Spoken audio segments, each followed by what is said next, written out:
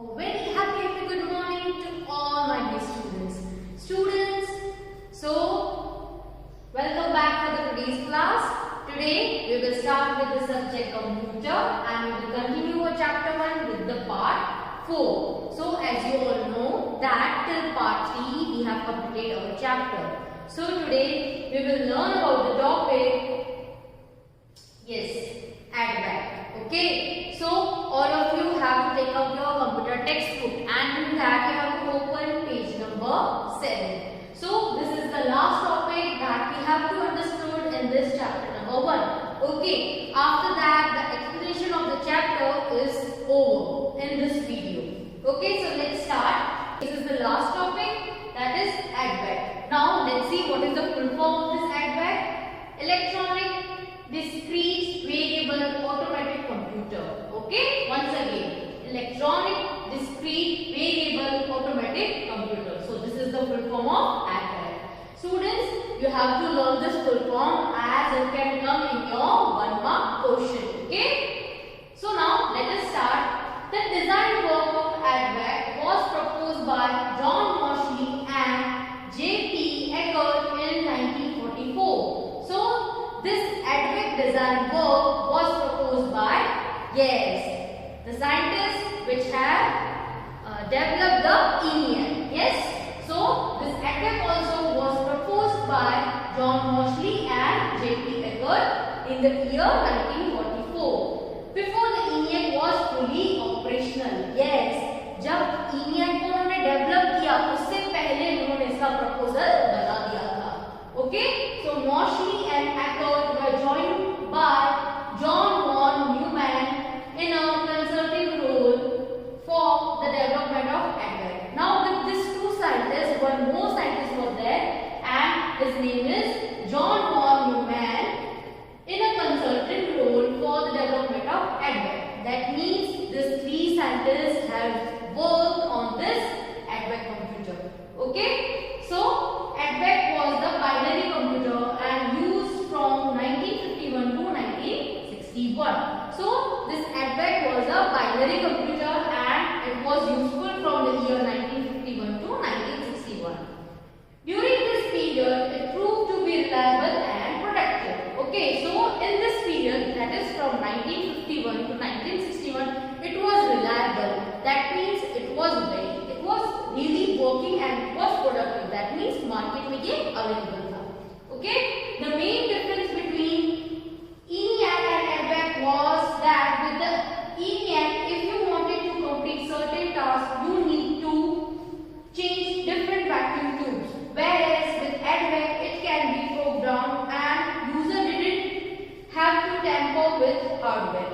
So let us understand about this paragraph. Now what is the difference between ENIAC and advent?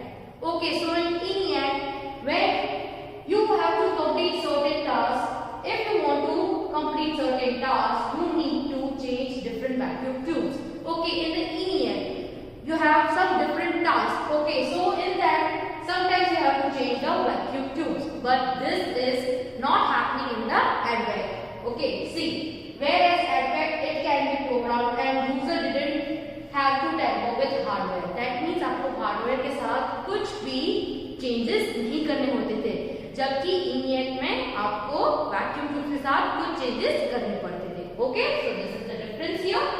Now let's see. John von Neumann. Who is he?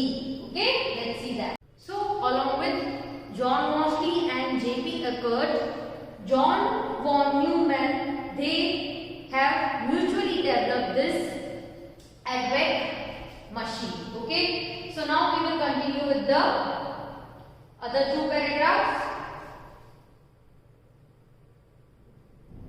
Okay, so here you can see the other two paragraphs. Okay, so let us understand about them.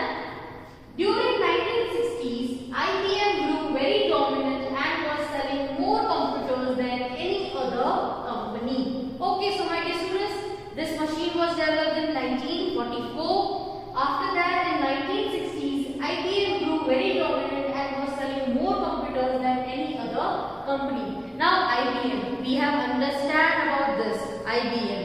Okay, so the full form of IBM is International Business machines. Okay, so this was the company. They were very dominant, means they have more power. They were dominant. इनके पास power थी. And what they were doing? They were selling more computers than any other company. Which company is that? IBM. At that time, during the 1960s. Till 1980, IBM was the only company selling highest number of computers. See, I already made you understand that in 1960s, they were very dominant. Means they has the power. So, till 1980, IBM was the only company to sell the highest number of computers. Around 1980, IBM approached Microsoft to develop software for their computers. Okay, so now this IBM approached to whom? Microsoft. Yes, Microsoft to develop software. Now, my dear students, computer is there, in that software are also there. Okay, so you have understood about the Microsoft Word. Yes, that is WordPad. आपने last year ही पढ़ा था. Okay, so that Microsoft है, उन्होंने software बनाया. For whom? IBM. Why? Because they approached them to develop software for their computers. Microsoft developed PCDOS for IBM and kept the copyright with them. Now they agreed कि वो for IBM they will prepare the software. Okay, but they will keep the copyright with them. Means they will sell them. But जो main उनका जो owner है, उनका जो copyright है वो उनके पास ही रहेगा. Okay, so Microsoft developed PCDOS. Now what is this PCDOS? Let's see what is this PCDOS. So here is the full form of PCDOS. Personal Computer Disk Operating System. Yes, Microsoft has developed PCDOS. Means personal computer में disk operating system. Operating system होगा. Okay, related to the softwares. So this was developed by the Microsoft. Okay, and it was approached by the IBM. And who was the IBM?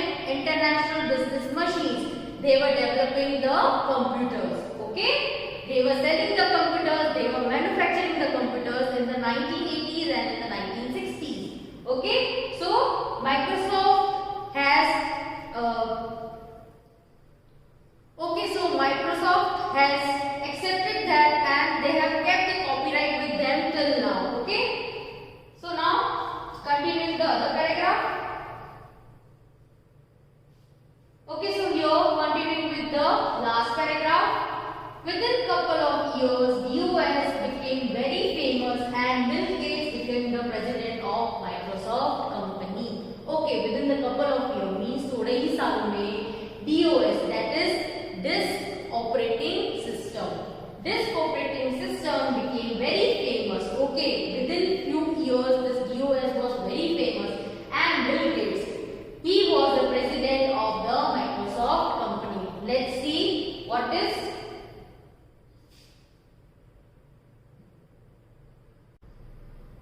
Okay, so let's see how this PCDOS looks in a computer and let's see who is this Bill Gates. Okay.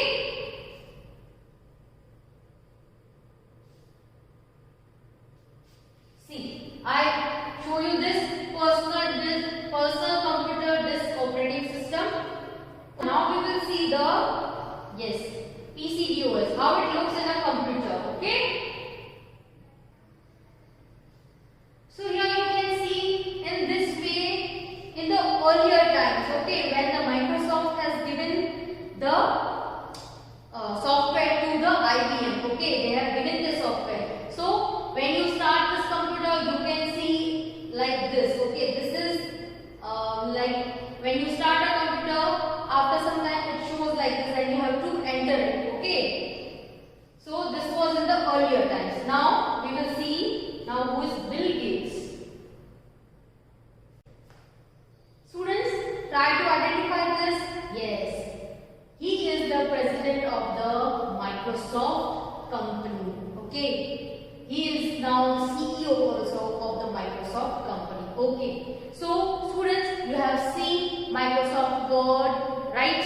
Now after that made the software such as Microsoft PowerPoint, okay, Microsoft Excel, and many other software he has developed. So, yes, he was the one to start the software in the computers, right? Now, my dear students, a new app you are using right now for the online studies, and that is, yes, Teams. So, Microsoft Teams is also developed by him. And who is he? Yes, Bill Gates. Okay, so you have seen what is PCDOS, how it was looking earlier times, and we have seen the picture of Bill Gates also. Okay, so now continuing with the last 3 points. Okay, thereafter Microsoft has dominated the market and developed software like Windows operating system and Microsoft Office. So after like couple of years when DOS was very famous, so they developed few softwares more, and which were they? Windows operating system and Microsoft Office.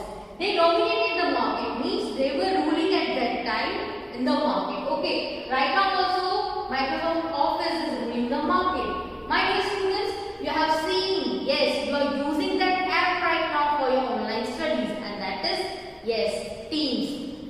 That means it is Microsoft Teams. So it is developed by Bill Gates only. Okay. So Bill Gates remained the richest man on earth for many years. Okay. So this Bill Gates right now also he is the richest person of the world, and at that time also he was the richest man on the earth.